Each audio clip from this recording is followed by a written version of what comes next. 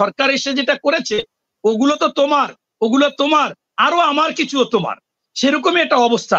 আজকে দেখেন নেপাল থেকে আমরা বাংলাদেশে একটা সংযোগ করব, সেই আমাদের সেই ট্রানজিট কিন্তু দীর্ঘদিন আছে, এইবার লেখছে যে ওখান থেকে হতে পারে, অথচ বাংলাদেশ থেকে আমরা কথায় কথায় ট্রানজিট দিছি করিডোরের নামে।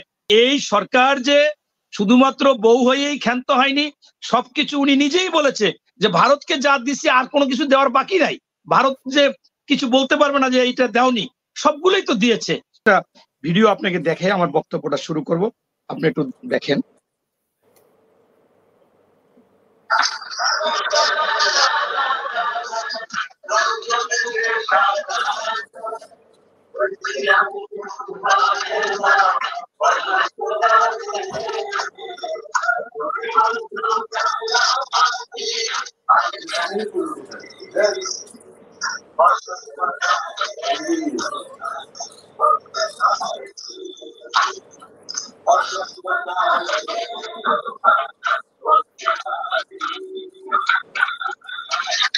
যাই হোক, আমি এটা একটু দেখাইলাম এই জন্য যে আমাদের প্রধানমন্ত্রী উনি আছে বিধায় অনেক মানুষ ওই ওনার কথাবার্তা দিয়ে বেঁচে আছেন।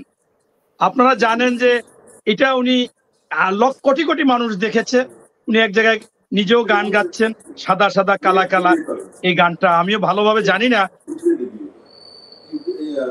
বোনও ছিলেন। উনি মাঝে মাঝে সাংবাদিকরা প্রশ্ন করলে সেই তেল ছাড়া রান্না, পেঁয়াজ ছাড়া রান্না, কাঁঠাল দিয়ে কাবাব, এই বেগুন দিয়ে কুমড়া দিয়ে বেগুন, এরকম বহুত কথা উনি বলেছেন। কিন্তু আজকে যে কথাটা বলেছেন আসলে অপ্রিয় সত্য কথা, যে উনি বলেছে যে এটা তো শেরমূলে কিছু বেচা যায় না, এটা উনিও জানে, আর বাংলাদেশের ছোট্ট বাচ্চারাও জানে। আমার নাতি আছে 18 মাস বয়সে, পূজা উনিও জানে, কথা বলতে পারে না, কিন্তু ওজন করা লাগে, যে পালা লাগে, এটা বুঝে। কোনো সময় শুনেছেন যে জমি জমা ভূমি বিক্রি হয় ওজন দিয়া, এলাকা ধরে বিক্রি হয়, পরিমাণ ধরে বিক্রি হয়, 1 বিঘা 10 বিঘা 20 বিঘা ধরে বিক্রি হয়, এরকম অনেক কিছুই আছে যে অন্যভাবে বিক্রি হয়। কিন্তু সেইটা বড় কথা না, বড় কথা হচ্ছে এটা পলিটিক্যাল কথা। আমাদের বিএনপির কেউ এবার বলেনি যে দেশ বিক্রি হবে, ওনাদের অতি উৎসাহিত ইয়েলো সাংবাদিকরা বলেছে যে অনেকে বলে দেশ বিক্রি করবে।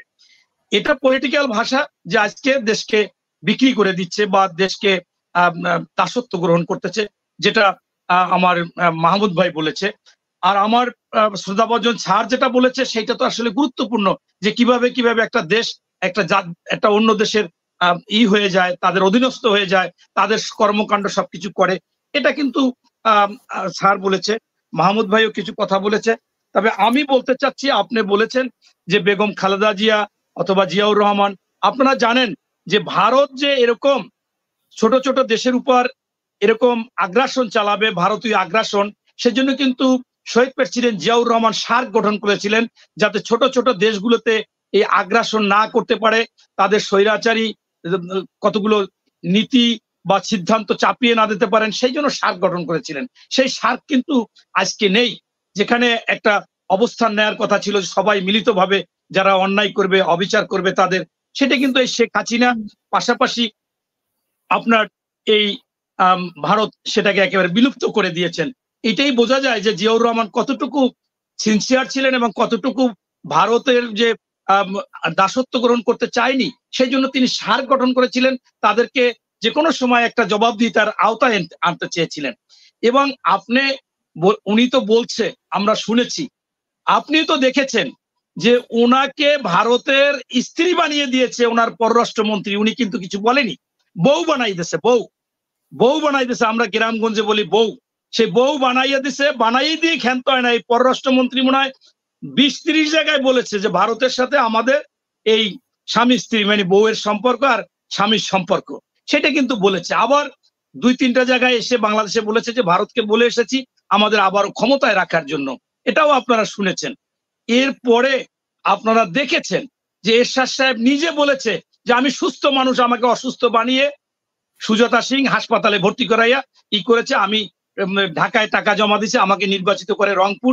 এই এই কথাগুলো তো মিথ্যা না, কিন্তু ওনরা যে আসলে এমন করে মিথ্যা কথা বলতে পারে, মানুষের সাথে প্রতারণা করতে পারে, মানুষকে না নগদে বুঝাইতে চায়, মানুষ আর কিন্তু বুঝতেছে না।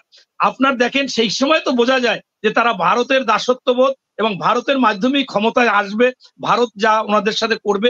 আজকে দেখেন কোথাও কোনো পত্রিকায় লিখেছে 11 লক্ষ 12 লক্ষ, এরকম 11 লক্ষ 12 লক্ষ লোক যদি বাংলাদেশে কাজ করে, আমাদের এইরকম একটা উন্নয়নশীল দেশে আমরা সারা বিশ্ব থেকে যে টাকাগুলো রেমিটেন্স আনি তা কিন্তু তারা নিয়ে যাচ্ছে।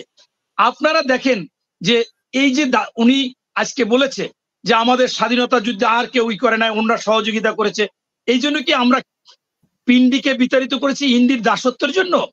এই জন্য আমাদের মুকুটবিহীন সম্রাট মাওলানা আব্দুল হামিদ খান ভাসানী বারবার বলেছিল যে ওই ত্রিপুরা আমার, আসাম আমার, পশ্চিমবঙ্গ আমার। সেইটা কিন্তু আমরাও বলতেছিলাম, কিন্তু আজকে এই সরকার এসে যেটা করেছে, ওগুলো তো তোমার, ওগুলো তোমার, আরো আমার কিছুও তোমার, সেরকমই একটা অবস্থা। আজকে দেখেন নেপাল থেকে আমরা বাংলাদেশে একটা সংযোগ করব, সেই আমাদের সেই ট্রানজিট কিন্তু দীর্ঘদিন আছে, এইবার লেখছে যে ওখান থেকে হতে পারে, অথচ বাংলাদেশ থেকে আমরা কথায় কথায় ট্রানজিট দিছি করিডোরের নামে, এটা তো আসলে নেই। আমি ভারতে গিয়েছি 10 টাকার টিকিট জাতীয়, ওখানে একটা জাদুঘরে ঢোকার জন্য, আমি যখন গেলাম বললো 250 রুপি, অর্থাৎ 240 রুপি বেশি, এইটাই স্বাভাবিক। অথচ আমার দেশ থেকে তাদেরকে সব মালামাল এটা সেটা বহন করা হচ্ছে, আরো কম রেটে করা হচ্ছে। এটা আপনি তো অবাক হয়ে যাবেন। আজকে দেখেন আমাদের দেশেও তো কিছু সুবিধা পাচ্ছে, আমাদের দেশেরই তো বেশি দরকার হয়, সেখানে সুবিধা পাচ্ছে কি আপনি যদি সেইটা বলেন।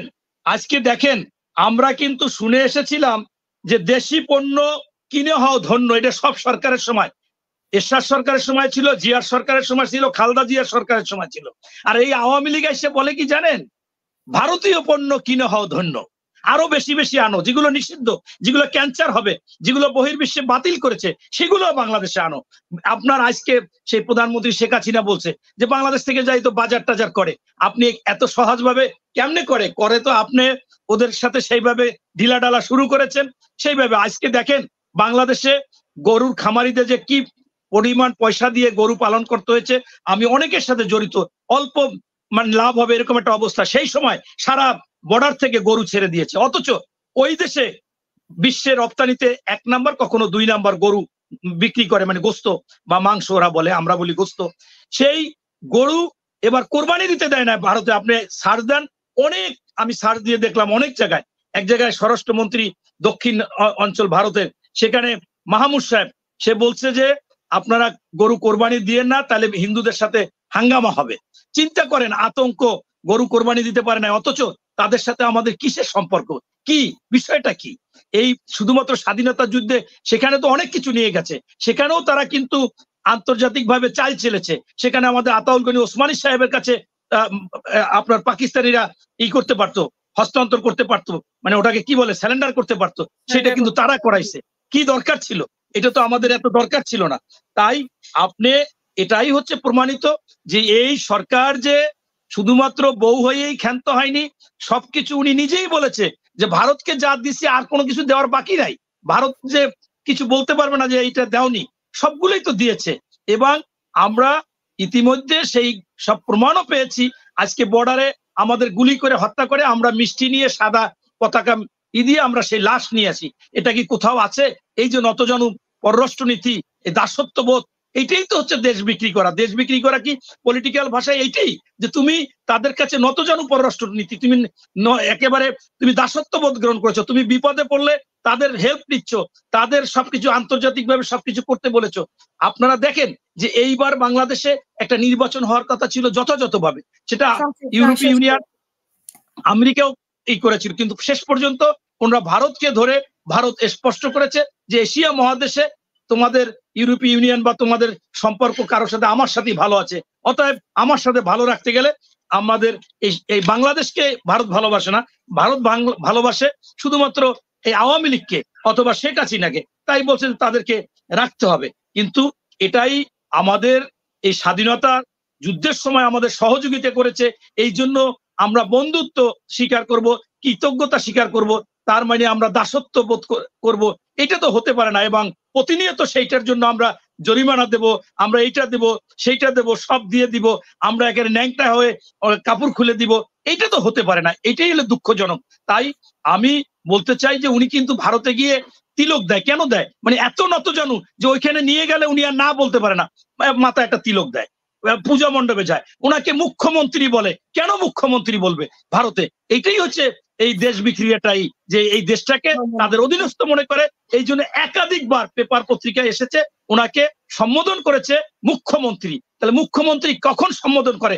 যখন এই দেশ তাদের অধীনস্থ হয় বা মনে করে যে এটা আমাদেরই, সেই সময় এই মুখ্যমন্ত্রী বলে।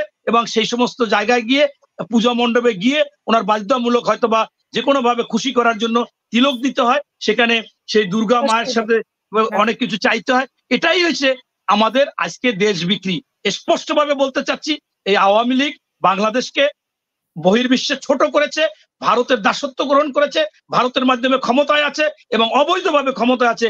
বাংলাদেশের 90% মানুষ জানে যে তারা ভারত ধরে ক্ষমতায় আছে, এই জন্য 90% মানুষ তাদেরকে পছন্দ করে না। এবং এই 90% মানুষ মনে করে যে ভারতের পা চেটে, পা ধরে ধরে বসে আছে অন্য কেউ, কোনো সময় অন্য কেউই এতটুকু দাসত্ববোধ, এতটুকু পাও ধরে, এতটুকু ইনিয়ে বিনিয়ে তাদের ক্ষমতায় থাকে নাই। ধন্যবাদ।